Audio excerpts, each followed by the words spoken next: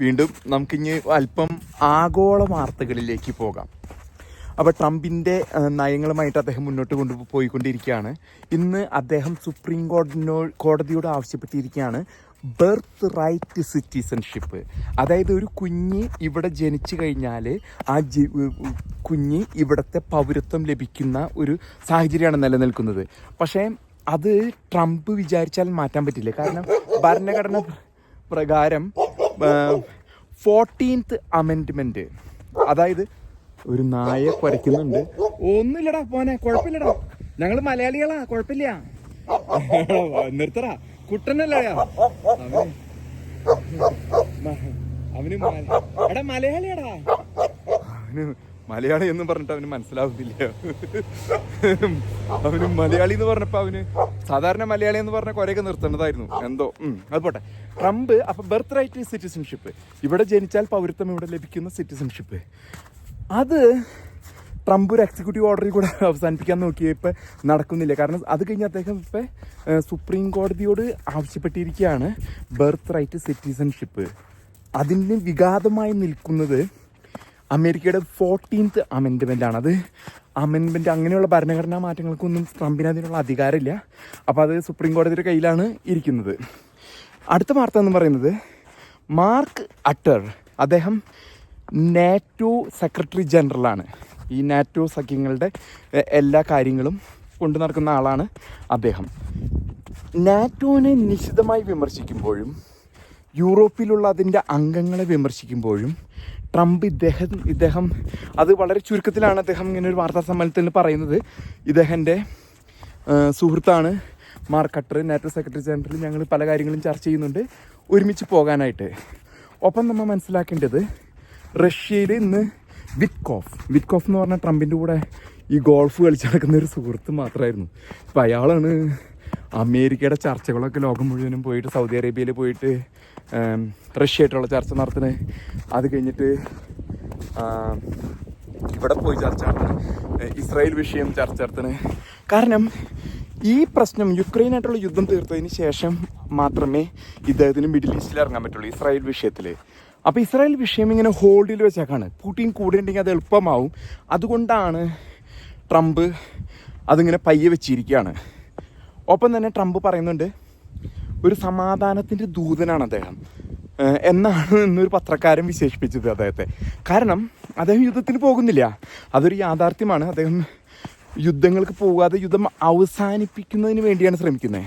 അദ്ദേഹം പറയുന്നത് റഷ്യയുടെ ആയാലും യുക്രൈൻ്റെ ആയാലും ഡെഡ് ബോഡി, അതായത് എനിക്ക് ദിവസം കാണാൻ സാധിക്കുന്നുണ്ട്, ഡെഡ് ബോഡി ഇങ്ങനെ കെടുക്കാണ്. ചെറുപ്പക്കാരായ പട്ടാളക്കാർ, അവർക്ക് കുടുംബമുണ്ട്, ഭാര്യയുണ്ട്, മാതാപിതാക്കളുണ്ട്, സഹോദരന്മാരുണ്ട്. ആ മരണം നമുക്ക് ഒഴിവാക്കണമെന്നാണ് ട്രംപ് പറയുന്ന കാര്യം. 9 ലക്ഷം റഷ്യൻ പട്ടാളക്കാരും 7 ലക്ഷം യുക്രൈനും ഇതുവരെ മരണമടഞ്ഞു എന്നാണ് അദ്ദേഹം കണക്കുകൾ. അദ്ദേഹം പറയുന്നത് അദ്ദേഹം ഒരു അമേരിക്കൻ പ്രസിഡന്റ് എന്ന നിലയിൽ ഒരു പക്ഷേ അദ്ദേഹത്തിന് ആക്സസ് ഉണ്ടാവും, ആൾക്കാർ വീഡിയോസും ക്യാമറാസ് അദ്ദേഹത്തിൻ്റെ മിലിറ്ററി ജനറൽസോ ആരെങ്കിലുമൊക്കെ കൊണ്ട് കാണിക്കുന്നുണ്ടാവും. അപ്പോൾ പറഞ്ഞാൽ അദ്ദേഹത്തിൻ്റെ മനസ്സലിഞ്ഞു പോയി, ഇനി കൊലപാതകം നിർത്തണം എന്നാണ്. ഇരുഭാഗത്തും വളരെ നാശനഷ്ടങ്ങൾ, മനുഷ്യ നഷ്ടങ്ങൾ ഉണ്ടാകുന്നത് അനുവദിക്കാൻ പറ്റില്ല. അപ്പോൾ പുടിനുമായിട്ടുള്ള ഇന്നത്തെ ചർച്ചയിൽ വിറ്റ്കോഫ് പോയിട്ടുണ്ട്. വിറ്റ്കോഫാണ് റഷ്യയിൽ ചർച്ച നടത്തുന്നത്. പുടിൻ പറയുന്നത് ധൃതിയില്ല, അദ്ദേഹത്തിൻ്റെ കാര്യങ്ങൾ അദ്ദേഹം പറയുന്നത്, അദ്ദേഹം എല്ലാ കാര്യങ്ങളും അദ്ദേഹത്തിന് കുറച്ച് ഇതുകൾ, എനിക്ക് തോന്നുന്നു ക്രീമിയ, കീവ് പോലെയുള്ള പ്രദേശങ്ങൾ അദ്ദേഹത്തിന് വേണമെന്ന് ആണ്. ഇപ്പം 20% യുക്രൈൻ്റെ ഭൂമി റഷ്യ പിടിച്ചെടുത്ത് കഴിഞ്ഞു. അപ്പോൾ അത് ആ പിടിച്ചെടുത്തത് മുഴുവനും അദ്ദേഹം കയ്യിൽ വെക്കും. എങ്ങനെയാണ് ചർച്ച മുന്നോട്ട് പോകുന്നതെന്നുള്ളത് നമുക്കിത് ഒരു സമാധാന രേഖ വന്നാലേ അറിയാൻ പറ്റുള്ളൂ. ഒപ്പം തന്നെ യുക്രൈൻ ഈ ഇവിടെ വന്ന് ട്രംപ് പറഞ്ഞത് കേട്ട് ഒപ്പിട്ട് സമ്മതിച്ചിട്ടുണ്ട്. അങ്ങനെയാണ് ആ കാര്യങ്ങൾ മുന്നോട്ട് പോയിക്കൊണ്ടിരിക്കുന്നത്. ഒപ്പം തന്നെ ഇത്തരത്തിലുള്ള ഈ ഒരു യുക്രൈൻ യുദ്ധം സമാധാനപരമായിട്ട് അവസാനിപ്പിക്കുന്നതിനുള്ള നീക്കുപോക്കുകൾ, അത് കഴിഞ്ഞ് നാം പറഞ്ഞ മിഡിൽ ഈസ്റ്റിൽ ചെല്ലുമ്പോൾ അവിടെ മൈക്ക് ഹക്കബി, അദ്ദേഹത്തിന് ഇസ്രായേലിൻ്റെ അമേരിക്കയുടെ അംബാസഡർ ആക്കിയിരിക്കുന്നത്. അത് അദ്ദേഹം വളരെ കണക്ക് കൂട്ടലോടെ ആക്കിയിരിക്കുന്നതാണ്. അപ്പം മാർക്കോ റൂബിയോ മൈക്ക ഹക്കബിയും കൂടിയിട്ട് കുറേ കാര്യങ്ങൾ ജെറുസലത്തിൽ ഇസ്രായേലും ചെയ്യാൻ പോകുന്നത്. അത് മധ്യപൂർവേഷ്യയിലെ രാജാക്കന്മാർ, അറബ് രാജാക്കന്മാരുമായിട്ട് ചേർന്നിട്ടാണ് ഈ ഒരു തീരുമാനം. കൂടുതൽ ഇത് പ്രധാനമായിട്ടും സൗദി രാജാവ് ആയിട്ടുള്ള ധാരണപ്രകാരമാണ് ഈ നീക്കങ്ങൾ മുന്നോട്ട് പോകുന്നത്. സൗദി ഇപ്പോൾ വലിയൊരു പങ്ക് ലോക സമാധാനത്തിലും ദ്വീപക ചർച്ചകളിലും സൗദി രാജാവ് വഹിക്കുന്നുണ്ടെന്നുള്ളത് വളരെ ആശാവഹമാണ്. ഇപ്പം റഷ്യയും യുക്രൈനായിട്ടുള്ള കാര്യങ്ങൾ, അങ്ങനെയുള്ള കാര്യങ്ങളിലൊക്കെ കുറേ തീരുമാനങ്ങൾ, സമാധാനപരമായ നീക്കുപോക്കുകൾ നടക്കുമെന്നാണ് നമുക്ക് പ്രതീക്ഷിക്കാൻ സാധിക്കുക. അതോടൊപ്പം തന്നെ നടക്കുന്ന കുറച്ച് ചർച്ചകളാണ് റഷ്യ, ചൈന, ഇറാൻ. ഈ 3 രാജ്യങ്ങൾ ചൈനയിലൊരു മീറ്റിംഗ് നടത്തുന്നുണ്ട്.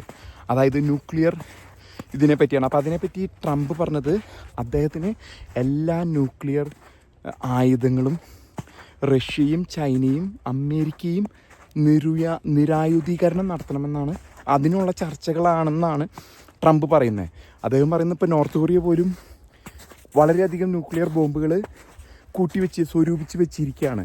ഇതിനൊക്കെ എല്ലാവരും കൂടി ഇത് നിർത്തലാക്കാം എന്നാണ് ട്രംപിൻ്റെ ആഗ്രഹം. അതല്ലെങ്കിൽ അതാണ് അദ്ദേഹം മുന്നോട്ട് വയ്ക്കുന്ന പദ്ധതി. അപ്പോൾ ഇത് എത്രത്തോളം ഇതിൽ തീരുമാനത്തിലെത്തുമെന്നറിയില്ല. ഇപ്പം റഷ്യ ചോദിക്കുന്നത് യുക്രൈൻ്റെ കയ്യിലുള്ള 4 റീജിയൻസ്, 4 പ്രദേശങ്ങൾ അവർക്ക് വിട്ടുകൊടുക്കണം. ഇതൊക്കെയാണ് ധാരണയിൽ വരുന്നത്. അപ്പോൾ അതിൽ വിറ്റ്കോഫ്, മാർക്കോ റൂബിയോ പോലെയുള്ള ട്രംപിൻ്റെ ആൾക്കാർ ഇടപെട്ട് സമാധാനപൂർവ്വം ഇത് അവസാനിക്കട്ടെ എന്ന് നമുക്ക് ആശംസിക്കാം. അപ്പോൾ ഇന്നത്തെ വാർത്തകൾ, മഞ്ഞ് വാർത്തകൾ ഇതോടുകൂടി അവസാനിപ്പിക്കുകയാണ്. മഞ്ഞിതാ വളരെ, ഈ പ്രദേശം മുഴുവനും മഞ്ഞിലാണ്. അപ്പോൾ ഈ മഞ്ഞിൽ നിന്നും ഞാൻ നിങ്ങളെ കുളിരുള്ള ഈ സ്ഥലത്ത് നിന്നും ചൂടുള്ള വാർത്തകൾ തരുന്ന എൻ്റെ ചാനലൊന്ന് സബ്സ്ക്രൈബ് ചെയ്യണം. സബ്സ്ക്രൈബ് ചെയ്ത് എന്നെ ഒന്ന് ഫേമസ് ആക്കി തായോ. നല്ല ശരിയായ വാർത്തകളാണ് ഞാൻ തരുന്നത്. നോണയൊന്നും പറഞ്ഞിട്ടില്ല. ഇതൊക്കെ നിങ്ങൾ മറ്റ് Washington Post, New York Times, Los Angeles Times, CNN, Fox, ഇതൊക്കെ റെഫർ ചെയ്തും ഇതിനെ ക്രോസ് എക്സാമിൻ ചെയ്തിട്ടാണ് ഞാൻ ഈ എളിയ പത്രപ്രവർത്തനം നടത്തണേ. ഇതിൽ നുണ എന്ന് പറഞ്ഞത് ഇല്ല. അപ്പോൾ എൻ്റെ ചാനലൊന്ന് നിങ്ങൾ സബ്സ്ക്രൈബ് ചെയ്ത് തന്നെ ഒന്ന് ഇത്തിരി വളർത്തി തായോ. നല്ല വാർത്തകൾ നിങ്ങൾക്ക് തരും. സാമൂഹ്യ നന്മ, രാഷ്ട്രീയപരമായിട്ടുള്ള നീക്കുപോട്ട്, രാഷ്ട്രീയ കാപ്പട്യം, ഇതൊക്കെ ഞാൻ പൊളിച്ചടക്കും. ഒന്ന് ലൈക്കും സബ്സ്ക്രൈബും ഷെയറും ചെയ്യും പ്ലീസ്.